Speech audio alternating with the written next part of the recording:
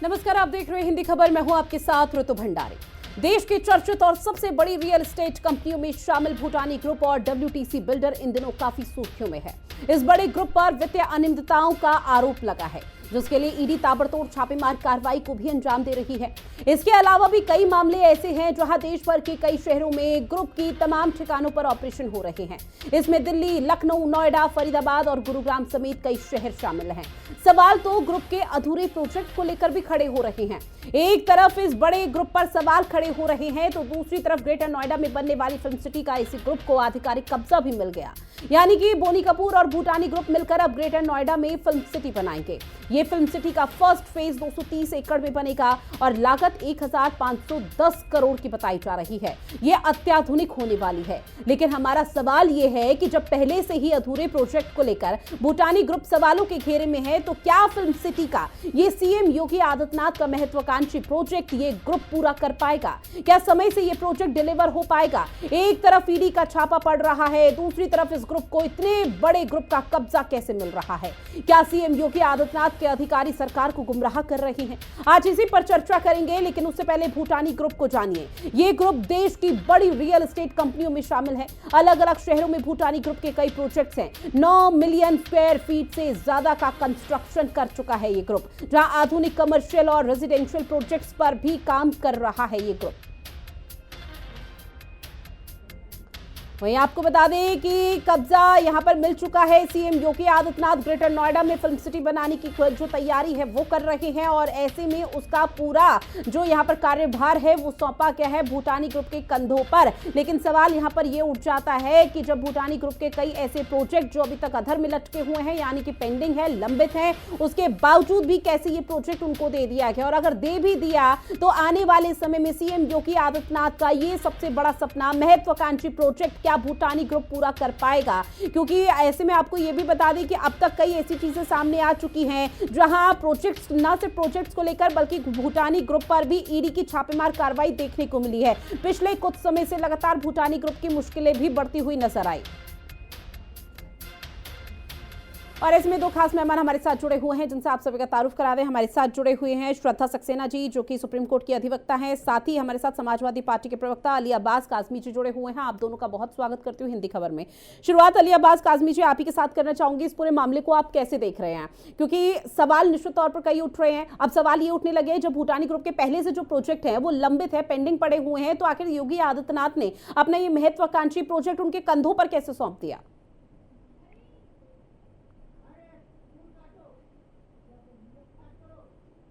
देखिए, आप ये सवाल बीजेपी के प्रवक्ता को बुला के पूछना चाहिए था, क्योंकि हमारे टाइम में तो ऐसे बेईमान लोगों को काम नहीं दिए गए। अब ये तो जो है उत्तर प्रदेश सरकार का ड्रीम प्रोजेक्ट है। इसमें तो जो है आज बीजेपी का कोई कोई प्रवक्ता आप बुलाते, उससे पूछते, कम से कम इतना तो उससे पूछ लेते कि ये भाई क्या खेल हो रहा है। हमारे तो राष्ट्रीय अध्यक्ष जी ने जो काफी पहले कह दिया था कि ये डबल इंजन जो है ये आपस में टकरा रहे हैं। अब ये साबित हो गया कि डबल इंजन आपस में टकरा रहे हैं। ये आप भी समझते होंगे कि इसका क्या अभिप्राय था। आज बिल्कुल साफ हो गया कि ये डबल इंजन आपस में टकरा रहे हैं। एक तरफ केंद्र सरकार की ईडी जो है वो इसके यहाँ छापे डाल रही है और इसकी सर्चिंग चल रही है। दूसरी तरफ उत्तर प्रदेश सरकार इसको जो है महिमा मंडित करके इसको जो है बड़े काम दे रही है। तो ये तो बीजेपी के लोगों से पूछना चाहिए।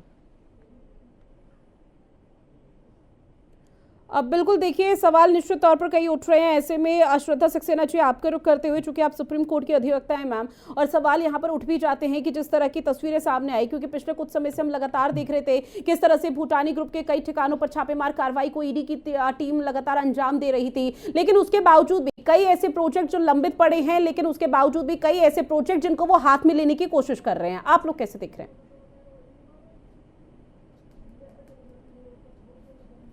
उसका वेरिफिकेशन होना बहुत ज़्यादा ज़रूरी था, और सरकार ने भी जो इनको प्रोजेक्ट दिए हैं, कहीं ना कहीं ऑफिसर्स की नेग्लिजेंस रही है। प्योर वेरिफिकेशन नहीं हुआ है। जो क्लियरेंस है उनको दिया गया है, मेरे हिसाब से गलत दिया गया है। एक प्रॉपर वेरिफिकेशन की बहुत ज़्यादा ज़रूरत थी, उसके बाद ही इनको प्रोजेक्ट्स है वो मिलने चाहिए थे।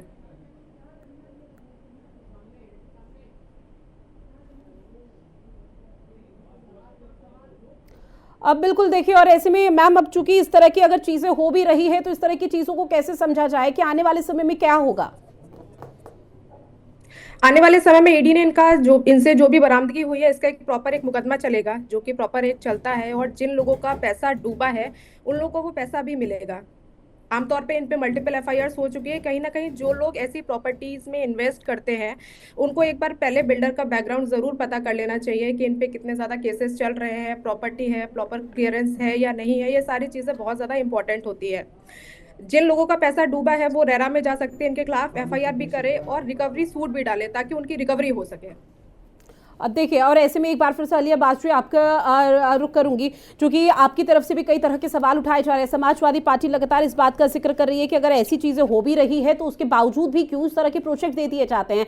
लेकिन ऐसे में समझने की कोशिश की, अगर इस तरह की चीजें हो रही हैं तो कैसे उसे आगे जाकर सुनिश्चित किया जाएगा कि आगे आने वाले समय में ना हो, क्योंकि ऐसे ना सिर्फ भूटानी ग्रुप, कई ग्रुप बाकायदा हम लोगों ने देखे हैं जिनके प्रोजेक्ट्स अधर में लटके होते हैं, पेंडिंग होते हैं, उसके बावजूद भी वो नया काम ले लेते हैं। लेकिन पिस्ता कौन है? आम जनमानस पिसते हैं। पिस्ता कौन है? जो वहां के लोग जिनको लाभ मिलना होता है वो लोग पिस जाते हैं। देखिए मैडम, इसको विषयांतर मत कीजिए, और बिल्डर तो है ही जो भी है। आज हम भूटानी ग्रुप के ऊपर जो है चर्चा कर रहे हैं। भूटानी ग्रुप को जो सरकार जो है महिमा मंडित करके और इतना बड़ा प्रोजेक्ट दे रही है, तो इसमें सरकार की मंशा और सरकार की नीयत पे जो है सवाल उठता है। आज आपको बीजेपी के पैनलिस्ट को बिठाना चाहिए था, या जो बिल्कुल सर बैठाया, आपसे कुछ ही देर बाद वो भी हमारे साथ जुड़ेंगे, उनसे मैं सवाल पूछूंगी। लेकिन अभी ऐसे में समझने की कोशिश यही तो हो रही है कि इस तरह की चीजें क्यों। प्रतिनिधि बैठता या बीजेपी का कोई जो है यहाँ पे जो है पैनलिस्ट होता, तब इस बात का खुलासा होता। आप हमसे पूछ रहे हैं, हम तो यही कहेंगे कि देखिए, एक शायर ने कहा है, एक शायर का मत है जी, बवक्ते मसलहत कुछ ऐसा भी होता है जमाने में कि रहजन को अमीरे कारवां कहना ही पड़ता है। तो हम तो इतना ही कहेंगे, इसका मतलब आप सब समझते होंगे क्या मतलब है। ठीक है, मेरी सहयोगी प्रिया राणा भी हमारे साथ लाइव बनी हुई है। प्रिया, चूंकि आपके पास आते हुए देखिए, भूटानी ग्रुप अभी से सुर्खियों में नहीं आया, बहुत लंबा समय हो चुका है जब से लगातार चर्चाएं, चाहे भूटानी ग्रुप के प्रोजेक्ट्स की बात कर लिया जाए, ईडी ग्रुप के जो ईडी की टीम वहां पे छापे उनके ग्रुप के कई ठिकानों पर कर रही थी उसकी बात कर ली जाए, या फिर उनके जो पेंडिंग प्रोजेक्ट्स है उसकी बात क्यों ना कर ली जाए। इन तमाम चीजों को लेकर हमेशा से भूटानी ग्रुप पर सवाल उठते हुए नजर आए। लेकिन अब सवाल ये उठ रहा है कि सीएम योगी आदित्यनाथ ने अपना महत्वाकांक्षी प्रोजेक्ट भूटानी ग्रुप के कंधों पर सौंपा। क्या सीएम योगी आदित्यनाथ का सपना पूरा हो पाएगा? जी बिल्कुल, देखिए जिस तरीके से भूटानी बिल्डर और डब्ल्यूटीसी पर लगातार ईडी की रेड बीते 3 दिनों से लगातार जारी थी। देखिए अगर हम बात करें तो कल बीती रात यानी देर शाम में वो जो ईडी की रेड है वो खत्म हुई है, जिसके बाद देखिए लगातार शिकायतों के बाद ही ईडी का शिकंजा कसता हुआ नजर आया था। और जिस तरीके से देखिए एक तरफ ईडी अपनी कार्रवाई करती हुई नजर आ रही थी, उनके ऑफिस में जाकर उनके दस्तावेज खंगालती हुई नजर आ रही थी, उनसे जांच पड़ताल की जा रही थी, तो वहीं दूसरी तरफ देखिए अगर हम बात करें उत्तर प्रदेश सरकार में यमुना अथॉरिटी के सीईओ अरुणवीर सिंह की, तो वहां पर वो उस जमीन का जो कि फिल्म सिटी बन रही है उस जमीन का कब्जा पत्र जो है भूटानी ग्रुप को सौंपते हुए नजर आ रहे थे। आशीष भूटानी अगर हम बात करें खुद वहां पर मौके पर मौजूद थे, तो देखिए कहीं ना कहीं जिस तरीके से बायर्स की जो गाड़ी कमाई है वो अपने आशियाने के लिए जो पाई इकट्ठा कर बिल्डर पर विश्वास कर लेते हैं और पैसा दे देते हैं, लेकिन जमीनी स्तर पर उन्हें दर दर भटकना पड़ता है। सेम तस्वीर ऐसी ही भूटानी ग्रुप से निकलकर के सामने आई है, क्योंकि अगर हम सूत्रों की माने तो 1000 करोड़ रुपया निवेशकों का था जो बीते 10 से 12 सालों में लिया गया, जहां पर उनके आशियाने उन्हें सौंपने थे और आम जनता को उनका आशियाना नहीं मिला। लेकिन बड़ा सवाल यही खड़ा होता है कि अगर हम बात करें भूटानी ग्रुप की ही सिर्फ, तो भूटानी ग्रुप पर सिर्फ कोई पहली कार्रवाई ईडी के द्वारा नहीं देखी गई है। साल 2023 के जनवरी महीने में भी आयकर विभाग का छापा पड़ता हुआ नजर आया था, जिसमें बड़ी खामियां वहां पर मिली थी, एफआईआर भी दर्ज की गई थी। लेकिन बड़ा सवाल ये खड़ा होता है कि उत्तर प्रदेश के मुख्यमंत्री योगी आदित्यनाथ उत्तर प्रदेश को लगातार नंबर 1 बनाने में लगे हुए हैं।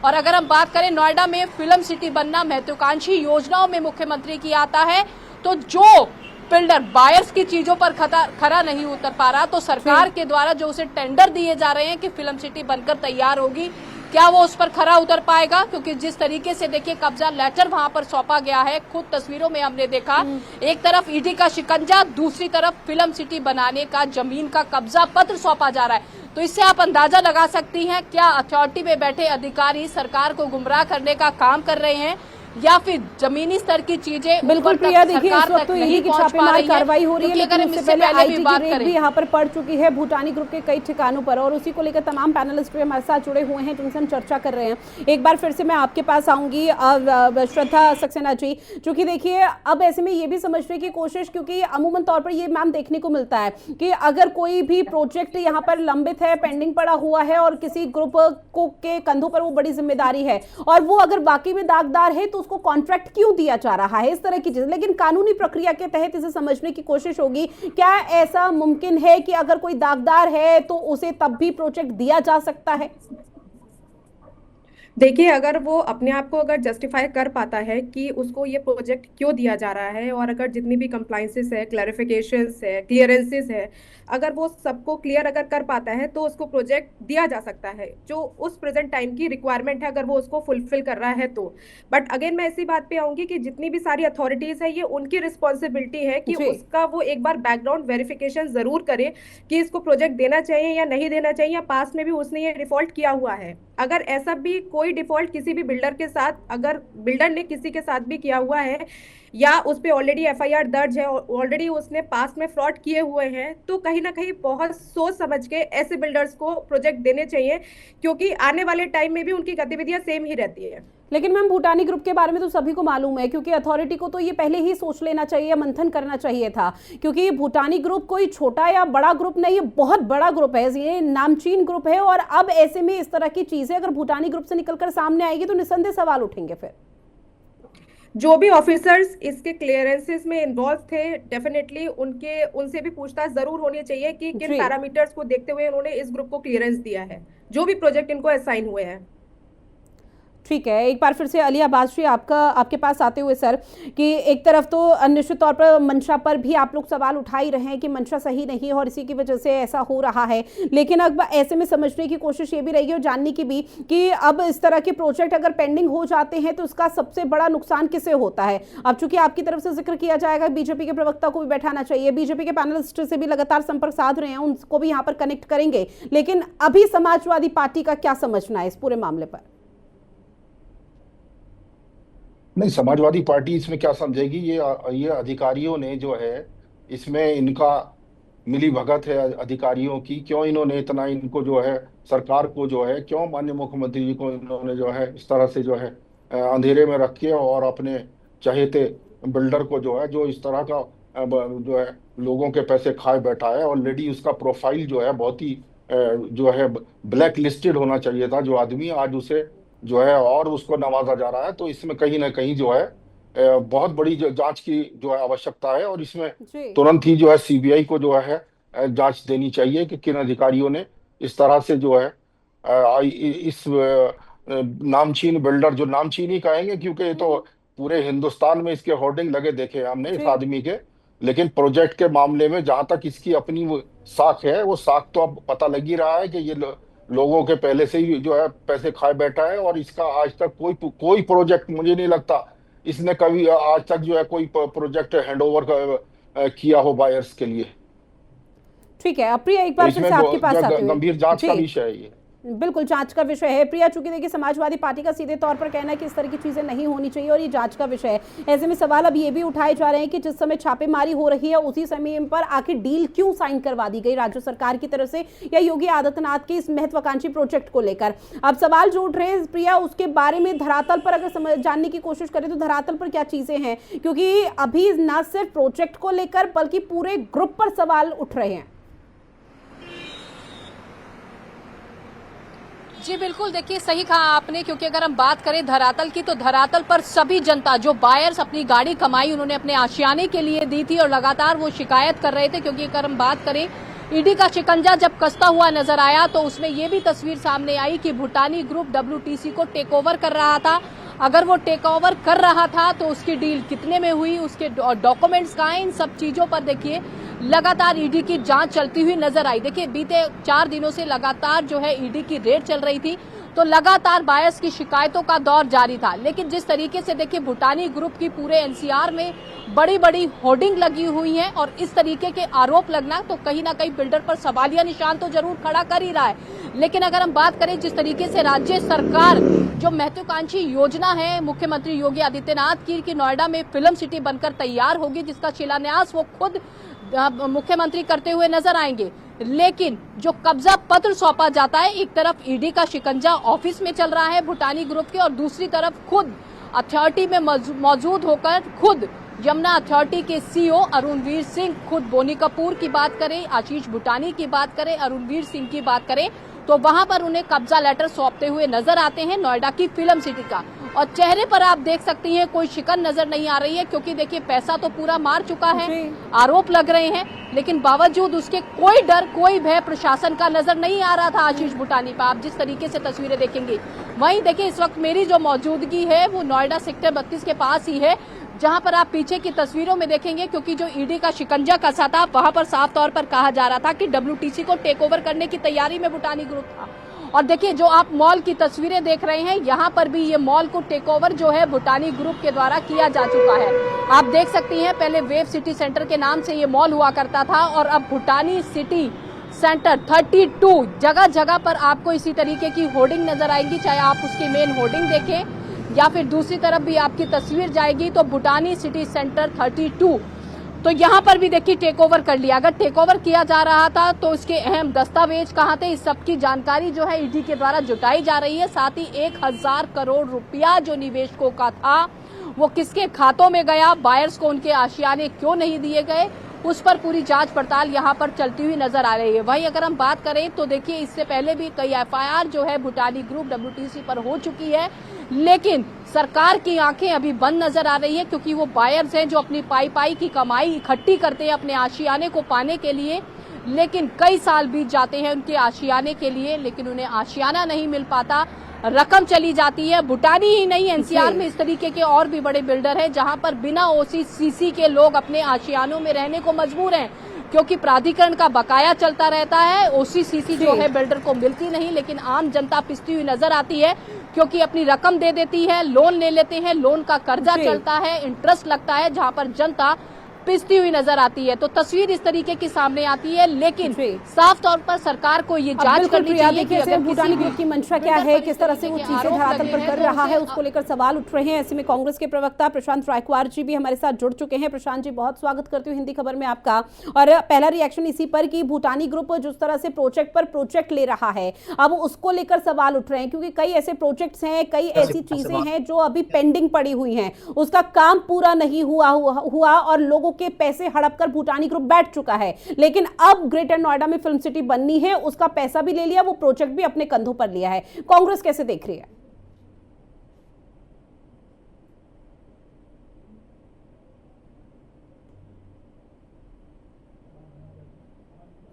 प्रशांत जी, आवाज पहुंच रही है? सर एक बार अनम्यूट कर दीजिए अपने आप को।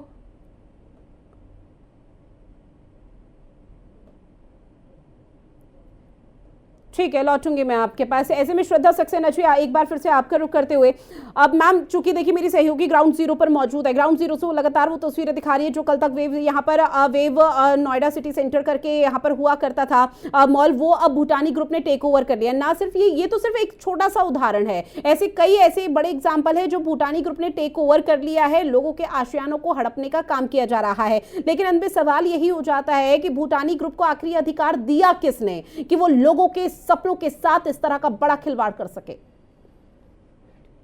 देखिए, कहीं ना कहीं मैं फिर से कहूंगी कि एक नेग्लिजेंस तो रही है, तो इस नेग्लिजेंस के पीछे जाना ज्यादा जरूरी है, तभी हम एक तह तक पहुंच पाएंगे कि जो हुआ है वो हुआ क्यों है। यही मेरा जो सबमिशन है वो यहाँ पर यही है, क्योंकि जो नेग्लिजेंस है, क्योंकि कहीं ना कहीं हम भूटानी ग्रुप की अगर, क्योंकि इतना ज्यादा ये बड़ा ग्रुप है, इस ग्रुप की क्या बैकग्राउंड है उस पर तो कोई गया ही नहीं। इसका जो इन्वेस्टमेंट है, इन्होंने मल्टीपल इन्वेस्टमेंट कर रखे हैं, मोस्टली इन्होंने टेक ओवर कर रखा है। क्या इनके सारे पेपर कंप्लीट थे? क्या इनका सारा वेरिफिकेशन कंप्लीट था? क्या इन्होंने सारे पेपर क्लियरेंस दे रखे थे? ये एक बहुत छोटे छोटे फैक्टर्स है जो कि लुक आफ्टर करने चाहिए थे। तो कहीं ना कहीं अथॉरिटीज पे क्वेश्चन उठता है कि अथॉरिटीज ने वेरिफिकेशन और क्लियरेंस किया तो किया कैसे? तो जो मेन इसमें जो पार्ट निकल के आता है वो बैकग्राउंड वेरिफिकेशन का आता है, क्योंकि ये बहुत लार्ज स्केल फ्रॉड है जो किया गया है। जी, अब मैम एक और रिएक्शन मैं आपसे लूंगी। कानूनी तौर पर ये जानेंगे हम सभी कि अगर कहीं ईडी या फिर आईटी किसी भी विभाग की रेड हो रही है, छापेमार कार्रवाई किसी के ठिकानों पर दी जा रही है, तो क्या वो नया प्रोजेक्ट ले सकता है?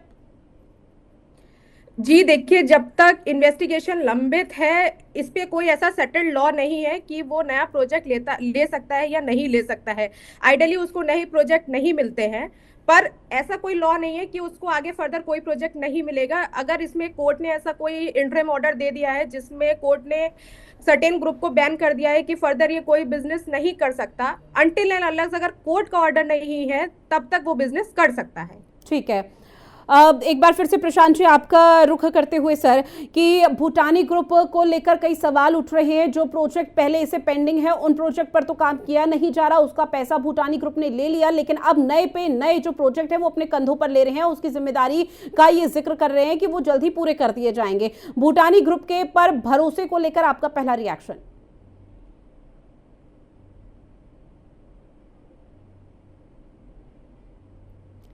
प्रशांत जी, मेरी आवाज पहुंच रही है सर?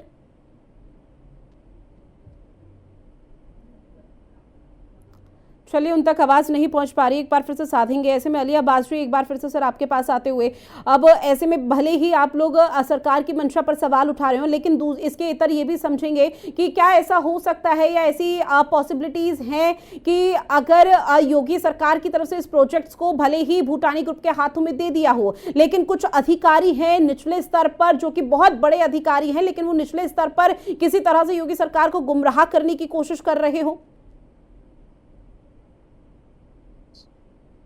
देखिए, इसमें तो पूरा जो है दाल में काला है, पूरी दाल ही काली हो गई है, ये मान के चलिए। जी, जब इतना बड़ा ड्रीम प्रोजेक्ट जो है उत्तर प्रदेश सरकार का, और ये इस तरह से ही जो है भूटानी ग्रुप को जो है आंख पे पट्टी बांध के दे दिया गया है, तो इसमें अब कोई शक संशय तो रहा ही नहीं है, क्योंकि उसको तो हैंडओवर कर दिया, कब्जा दे दिया।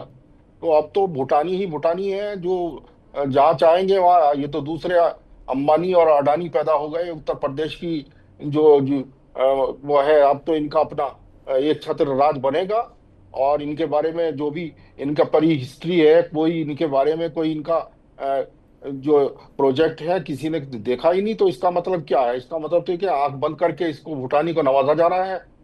जी, ठीक है। प्रिया, अब एक लास्ट रिमार्क आपसे लूंगी, चूंकि अब जिस तरह से इस पूरे मामले को तूल दे दिया गया, जिस तरह से पूरा मामला सुर्खियों में बना हुआ है, वो आने वाले समय में भी ऐसा ही रहेगा। लेकिन क्या आने वाले समय में ये मानकर चला जाए कि भूटानी ग्रुप की जो मुश्किलें हैं वो बढ़ पाएंगी? जी बिल्कुल, देखिए जिस तरीके से ईडी का शिकंजा बीते कई दिनों से लगातार जारी रहा, वहां पर उनके अगर हम बात करें दिल्ली, नोएडा, गुड़गांव सहित जो है अलग अलग ठिकानों पर ईडी का छापा चला, रेड डली, जहां पर देखिए ईडी के द्वारा वहां पर रखे लैपटॉप्स की बात करें, मोबाइल फोन्स की बात करें, सिस्टम की बात करें, वो सब भी जब्त कर लिए गए हैं। तो कहीं ना कहीं देखिए आगे की कार्रवाई में भी अहम चीजें निकलकर सामने आएगी। तो लाजमी है कि भूटानी ग्रुप की मुश्किलें जो है अब लगातार बढ़ती हुई नजर आएगी, क्योंकि वो बायर जो लगातार परेशान और दर दर भटक रहे थे, अभी देखिए सिर्फ अगर हम बात करें तो वो लीगल तरीके से चल रहे थे, क्योंकि अक्सर हम एनसीआर में ऐसी तस्वीर देखते हैं जब बायर्स परेशान हो जाता है तो सड़कों पर उतरता है, प्रोटेस्ट वो करता है। तो सेम ऐसी ही तस्वीर देखिए भूटानी ग्रुप के लिए भी निकलकर सामने आएगी, क्योंकि लगातार जो बायर्स परेशान है वो जमीनी स्तर पर आएंगे, अपनी चीजों को लेकर, अपनी मांग को लेकर लगातार वो प्रोटेस्ट भी करते रहते हैं। भाई अगर हम बात करें जिस तरीके से भूटानी ग्रुप पर ईडी का शिकंजा जो लगातार बीते कई दिनों से चला, तो अहम चीजें भी उसमें निकलकर सामने आई है, चाहे बहुत सारी चीजें जब्त की गई हो, चाहे उनकी ट्रांजैक्शंस को चेक किया गया हो, किन खातों में पैसा जा रहा था वो चेक किया गया हो, या फिर वो निवेशकों का पैसा आखिर 1000 करोड़ रुपया वो कौन से खातों में गया, उनके आशियाने उन्हें क्यों नहीं मिले।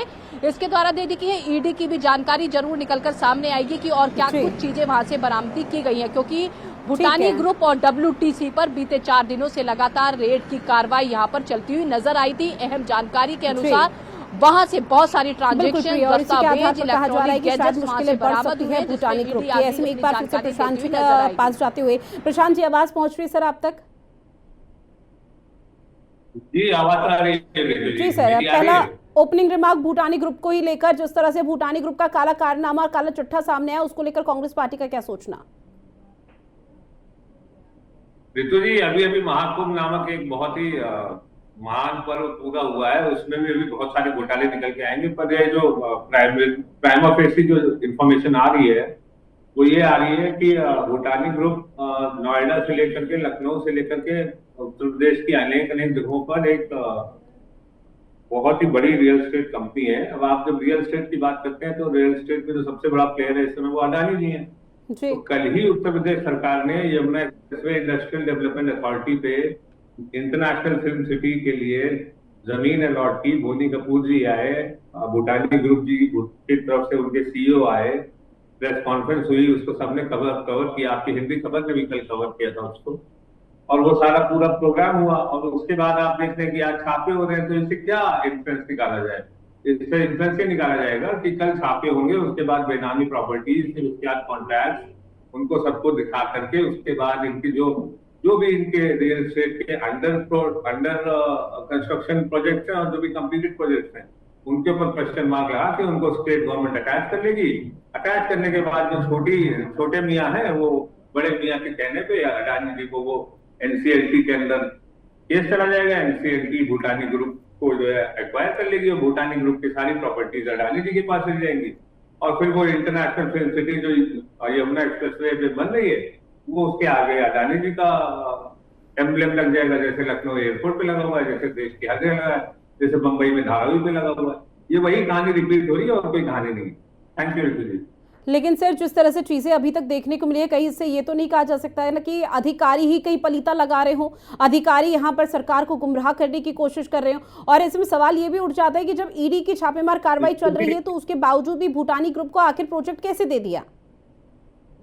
रितु जी, सीधी सी बात है ना, अधिकारी किसके तहत आते हैं, प्रशासन किसके तहत आता है? मुख्यमंत्री के तहत आता है। तो या तो मुख्यमंत्री इतना फोकस थे उनके ऊपर कि उनको पता ही नहीं चला कि उनकी नाक के नीचे इतना बड़ा घोटाला हो रहा है। और फिर दूसरा वही सवाल जो कल आप जो मैं पूछ रहा हूँ वही आप पूछ रही। कल हिंदी खबर ने कवर किया ना यमुना एक्सप्रेसवे डेवलपमेंट अथॉरिटी पे इंटरनेशनल फिल्म सिटी का अवार्ड प्रोजेक्ट का। तो एक हाथ से आप छापे डाल रहे सेंट्रल गवर्नमेंट की एजेंसी और दूसरे हाथ से आप जमीन दे रहे हो उसी ग्रुप को, और उसी ग्रुप के ऊपर कल छापे पड़ रहे हैं। और परसों ये खबर आएगी कि वो ग्रुप वो जो है उसके सारी जितनी बेनामी प्रॉपर्टीज थी, उन्होंने जो कॉन्ट्रैक्ट लिए थे, जब जमीन एक्वायर होती है किसी भी प्रोजेक्ट के लिए तो वो गांव वालों से ली जाती है ना, किसी भी तालुके में। तो वो सर्कल रेट पे आएगा कि सर्कल रेट पे जमीन नहीं खरीदी गई है। जब ये आरोप रहेगा तो भूटानी ग्रुप की सारी इंसॉल्वेंसी दिखाई जाएगी, क्योंकि उनकी जो लैंड एंड कंस्ट्रक्शन होती है, जब तक लैंड सेल ना हो जाए जब तक परचेज ना हो जाए तब तक रेवेन्यू बुक नहीं होता। तो जब रेवेन्यू बुक नहीं होगा तो कंपनी को दिखा दिया जाएगा लॉस में। कंपनी जब लॉस में जाएगी तो हो जाएगी एनसीएलटी में। अब बिल्कुल, और इसी के चलते अब राज्य सरकार पर भी सवाल उठने लगे हैं। यूपी सरकार विशेषकर सवालों के कटघरे में खुद खड़ी हो चुकी है भूटानी ग्रुप को अपना प्रोजेक्ट देते हुए। बहरहाल, समय की कमी, आप सभी मेहमान हमारे साथ जुड़े, इस महत्वपूर्ण विषय पर चर्चा की, उसके लिए आप सभी का बहुत शुक्रिया। और खास पेशकश में इतना ही। देश और दुनिया की बड़ी खबरों के लिए आप बने रहिएगा हिंदी खबर के साथ। नमस्कार।